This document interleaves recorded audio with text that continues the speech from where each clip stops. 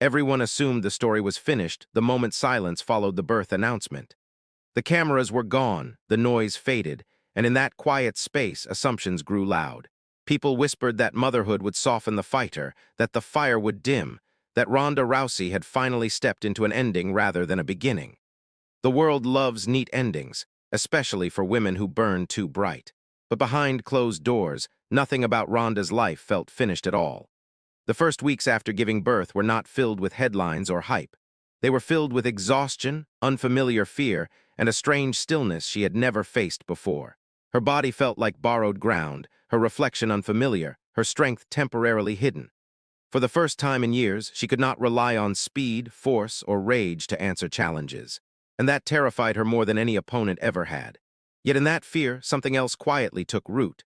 Mornings began before sunrise, not in training halls, but in dimly lit rooms filled with soft cries and fragile breaths. Each small moment rewired her understanding of discipline. Pain now had context. Sacrifice had a face. The pressure to return was everywhere, but so was the pressure to stay away. Fans argued online as if her future belonged to them. Critics sharpened their theories. Commentators spoke in past tense, and every word tried to seal her legacy shut. But legacies don't end in silence. They wait. While the world debated her relevance, Ronda was learning a new rhythm, one slower on the surface but relentless underneath. Strength rebuilt quietly. Focus returned differently, not the explosive anger of her younger days, but a colder, steadier resolve. She wasn't chasing applause. She wasn't chasing revenge. She was rebuilding from a place no audience could see. The idea of return didn't arrive as a dramatic decision. It arrived as a whisper, almost inconvenient. A thought she tried to ignore because it scared her. What if coming back meant failing in front of everyone? What if this time the fall stuck? Motherhood had already changed her, but it hadn't weakened her. It stripped away ego and left intent. And that made the thought of return far more dangerous. By the time rumors began surfacing, the truth was already set. Ronda Rousey wasn't asking if she could come back.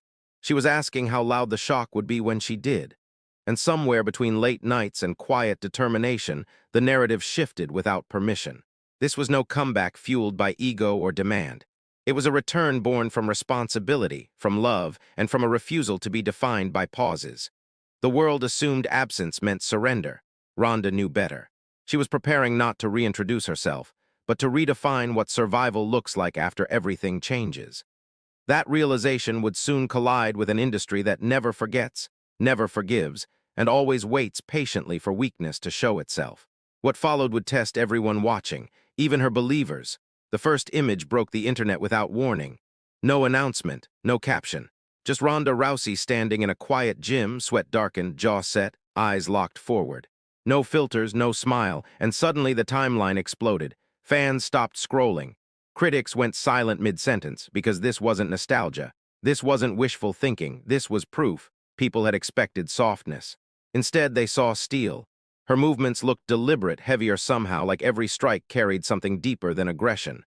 Comment sections turned into battlegrounds. Half disbelief, half awe. Some accused the image of lying. Others claimed it was staged. But the ones who knew wrestling, who understood eyes, posture, presence, felt it instantly. This wasn't a woman trying to get back. This was someone who had already arrived. Backstage, the reaction was very different from what fans imagined. There was no warm welcome waiting for her. Her name alone shifted power dynamics. Veterans whispered carefully. Rising stars watched with cautious respect mixed with fear. Because Ronda's return didn't just threaten spots on a card. It threatened narratives careers were built on. Motherhood was supposed to close this chapter. Her body was supposed to betray her.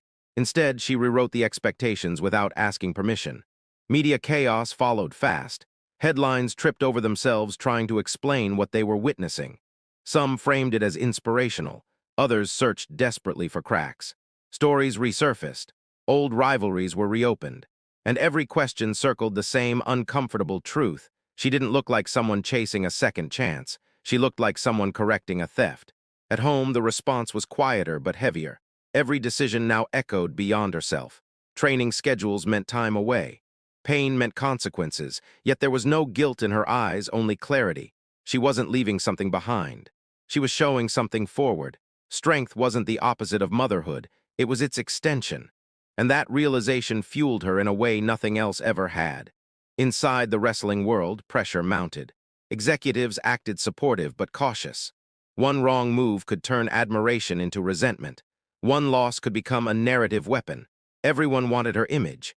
Very few wanted the responsibility of standing across from her.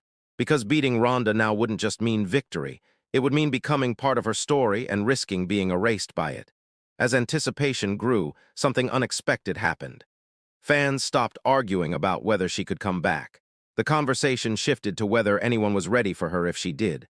That shift mattered, because it marked the moment fear replaced doubt, and Ronda felt it. She didn't respond publicly. No promos, no explanations. Silence became her weapon again, and in that silence, tension stacked higher than hype ever could. Because the scariest thing about Ronda Rousey wasn't her strength, her history, or her reputation. It was the calm certainty in her return. She wasn't trying to shock the world anymore. She was letting the world realize it should already be shocked.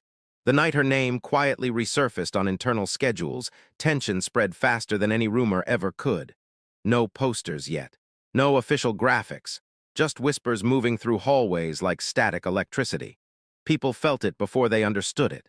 Because when Ronda Rousey's return became real, it stopped being inspirational and started becoming inconvenient. Some wrestlers welcomed the possibility with strategic smiles. Others grew distant overnight. Conversations changed tone. Futures suddenly felt fragile. Ronda had always been polarizing, but this time was different. This wasn't the reckless force from before. This version unsettled people because it felt intentional, planned, like someone who knew exactly what she wanted to take and how long it would take to get there. Backstage politics thickened fast. Creative plans shifted quietly. Certain storylines stalled without explanation.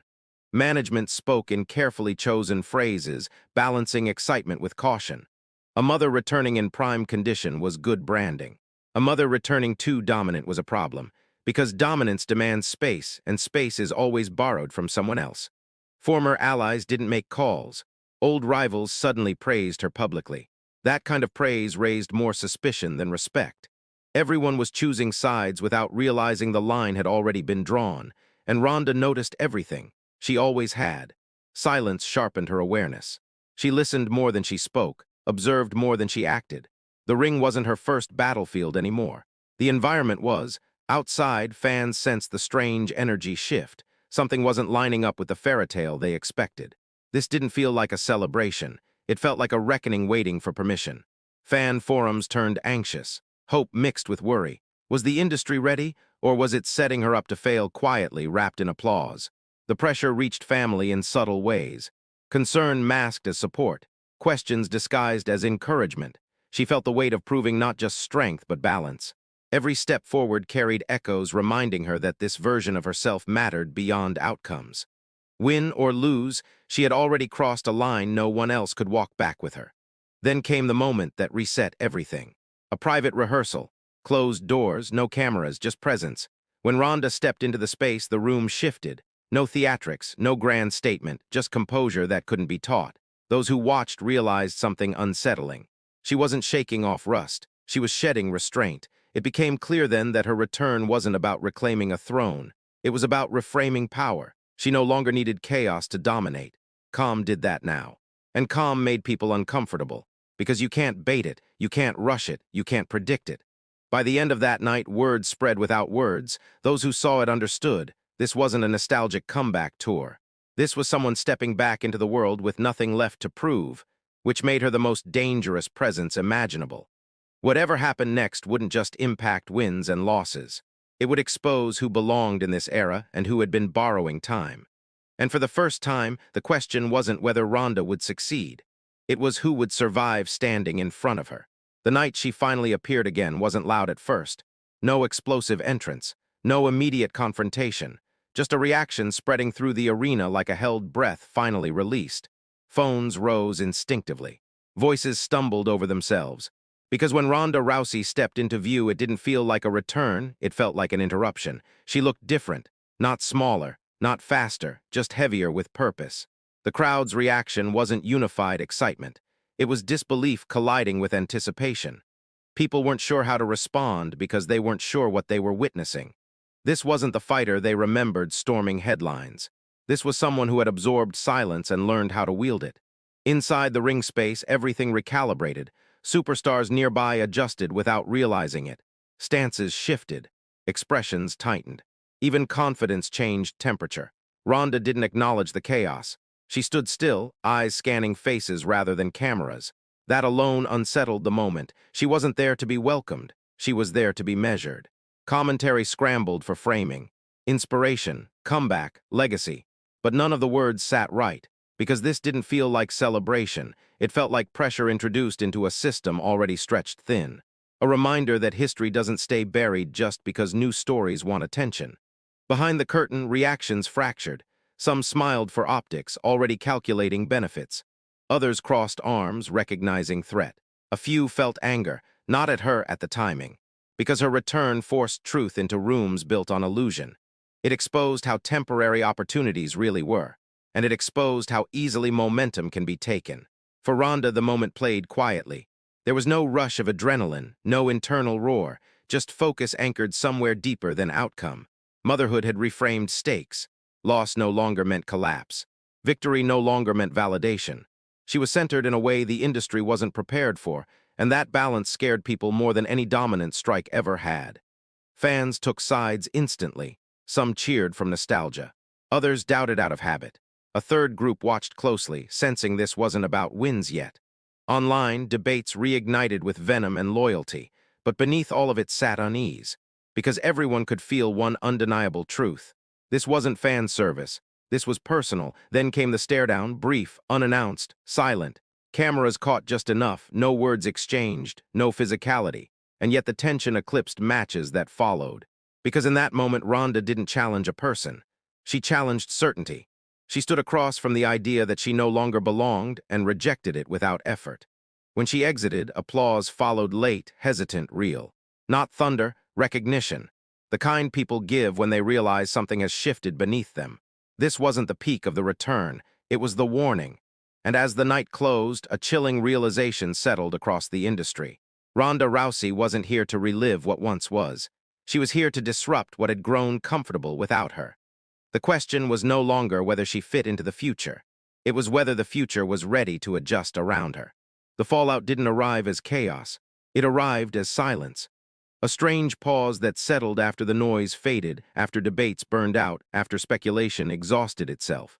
Ronda Rousey had returned, but more importantly, she had altered the atmosphere. Things said off camera carried more weight. Decisions were delayed.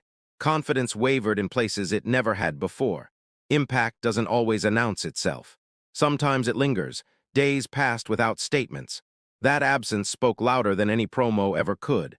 People waited for the next move, the next confrontation, the next declaration of dominance. Instead, they got restraint. And restraint unnerved them. The industry thrives on spectacle, but it fears purpose. Because purpose doesn't need permission and it doesn't offer warnings. At home, life moved forward in quiet contrast. Small moments grounded massive expectations. Wins were measured differently now. Strength wasn't proven on scorecards or reactions, but in presence, in balance, in knowing when to push forward and when to pause. The world saw a competitor returning. A child would grow up seeing something else entirely, someone who refused to choose between identity and ambition. Media narratives slowly shifted again. Less speculation, more caution. The hunger for a dramatic fall never arrived. That lack of collapse forced honesty. Ronda wasn't chasing relevance. Relevance was reacting to her, and that inversion stripped critics of leverage. You can't pressure someone who already understands their limits. Inside the locker room, the truth settled unevenly. Some adapted, some resisted, some hoped the wave would pass, but waves don't pass without reshaping shorelines. The return created opportunity and exposure in equal measure. It revealed who relied on momentum and who relied on substance. And that revelation was uncomfortable. The twist most didn't see coming wasn't in ring dominance or sudden titles. It was detachment. Ronda no longer needed the world to confirm her worth. That freedom redefined her threat level. Because fighters driven by fear can be manipulated. Fighters driven by ego can be distracted. Fighters driven by clarity, they're unpredictable. Fans slowly realized the moment they thought they witnessed wasn't the peak. It was the lens. Everything afterward looked different because it had to. Motherhood didn't sideline her legacy, it deepened it. It removed urgency and replaced it with intention. And intention doesn't burn out, it endures. In the end, the shock wasn't her shape, her readiness, or her presence. It was the realization that comebacks aren't always about returning to what you were. Sometimes they are about arriving as someone the world can't easily categorize. Ronda Rousey didn't come back to prove she still belonged. She came back already knowing she did, and daring everyone else to catch up.